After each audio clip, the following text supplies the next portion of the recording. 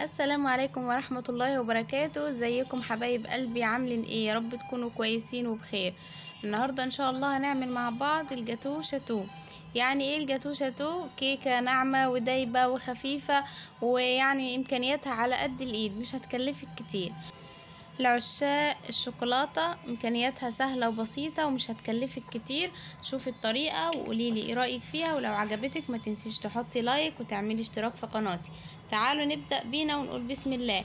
معانا كوباية لبن، كوباية سكر، نص كوباية كاكاو خام، ومعاه نص كوباية زيت، وبيضتين وفانيليا طبعا، ومعانا كيس كيك شيف او اي بيكنج باودر يكون كويس معاكي. ومعانا كمان كوباية من الدقيق. اول حاجة هنجيب الدقيق بتاعنا وهنفضي عليه كيس البيكنج باودر، عشان نقلبهم كده مع بعض، وهنركنهم على جنب. نقلبهم كويس قوي قوي عشان يختلط البيكنج باودر بالدقيق، وبعد كده هنركنهم على جنب. وهنجيب بولة هنحط فيها كوباية الحليب، وعليها كوباية السكر، وعليهم نص كوباية الكاكاو الخام، وهننزل بعد كده بنص كوباية الزيت، وشوية فانيليا وحبة فانيليا كده. لو عندك فانيليا سايلة تبقى كويسة، ما عندكيش يبقى فانيليا بودرة عادي، مش هتقول لأ. وهننزل بالمكونات دي كلها في الخلاط او بالهاند بلندر، هنضربهم كويس قوي قوي لحد ما الخليط يتقل معاكي ويبقى عامل زي صوص الشوكولاتة. هنفضل نضرب بقى لحد ما نوصل للقوام اللي احنا عايزينه. اهو ادي القوام اللي انا عاوزاه. يعني لو عايزاه تقيل شوية ممكن تضربي اكتر، لو عايزاه خفيف شوية ممكن ما تضربيش كتير، على حسب ما انت بتحبيه. بس يعني ده القوام المناسب بتاعه، لان احنا هنحطه في التلاجة وهيجمد على بال ما الكيكة بتاعتنا تستوي. هناخد من الخليط اللي احنا عملناه ده كوباية، هنركنها على جنب، هنحطها في التلاجة، او يعني لو الدنيا شتا ممكن تحطيها من بره عادي. وبعد كده هنجيب باقي الخليط اللي اتبقى معانا، هنحط عليه البيضتين، وهننزل عليهم بمعلقة من الخل بيشيل زفرة البيض، وكمان بيخلي الكيكة هشة وطرية. وهنحط عليهم حبة فانيليا سايلة او فانيليا بودرة، مش مشكلة، بس الفانيليا السايلة ريحتها قوية وبتبقى حلوة في الكيكة.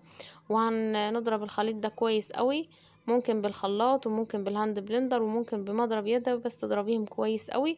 وبعد كده هننزل عليهم بكوباية الدقيق، هنحط واحدة واحدة ونقلب عشان الخليط ما يكلكعش معانا وما يبقاش فيه دقيق من تحت. هنحط شوية ونقلب، شوية ونقلب لحد ما القوام بتاع الكيكة يظبط معانا بالشكل اللي احنا هنشوفه دلوقتي.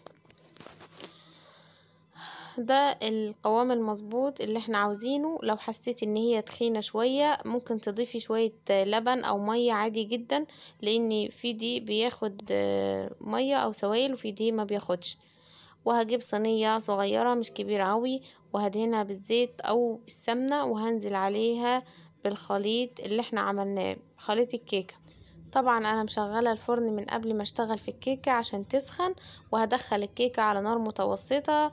ممكن تاخد معاكي تلت ساعه، ممكن نص ساعه، على حسب ما نحط فيها الخله وتطلع فاضيه ما فيهاش اي حاجه. كده هنعرف ان هي استوت. وهنا الكيكه بتاعتي كانت استوت خلاص، وسبتها تهدى شويه في الفرن بعد ما طفيت عليها. وبعد ما تبرد هبدأ اقطعها بالشكل اللي انتوا شايفينه ده، علشان هنجيب الخليط اللي احنا خدناه على جنب وهننزله على الكيكة بتاعتنا زي ما انتوا هتشوفوا دلوقتي. لو مش حابة تقطعيها في الاول ما تقطعيهاش عادي، ولو حابة تقطعيها بالشكل اللي انا عملته ده مفيش مشكلة، عادي جدا. هنفرد بقى الصوص بتاع الشوكولاتة عليها من فوق زي ما انتوا شايفين، وبعد كده ممكن تزينيها بأي حاجة انت حباها. ممكن ترشي عليها جوز هند، وممكن ترشي عليها شوكولاتة مبشورة، وممكن تزينيها بأي طريقة انت حباها، عادي جدا. دي حاجة يعني على حسب ذوقك.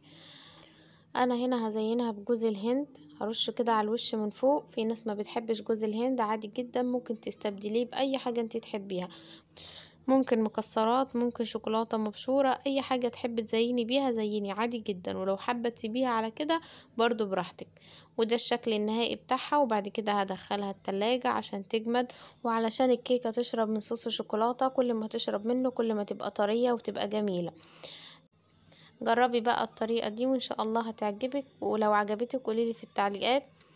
اتمنى ان هي تعجبكم، واتمنى ان الفيديو بتاعي يكون خفيف عليكم وتكونوا استفدتوا منه ولو بمعلومة بسيطة. ده كان الفيديو بتاعنا النهاردة، وده كان شكل الكيكة بعد ما قطعناها عشان بقى ناكل منها، وبألف هنا وشفا يا رب على اللي اكل. ما تنسوش بقى تعملوا لايك للفيديو، تعملوا اشتراك في قناتي عشان يوصلكوا كل جديد، وما تنسيش تفعلي زر الجرس عشان كل ما انزل فيديو يوصلك اشعار بيه. اشوفكم على خير ان شاء الله في فيديو جديد. مع السلامة.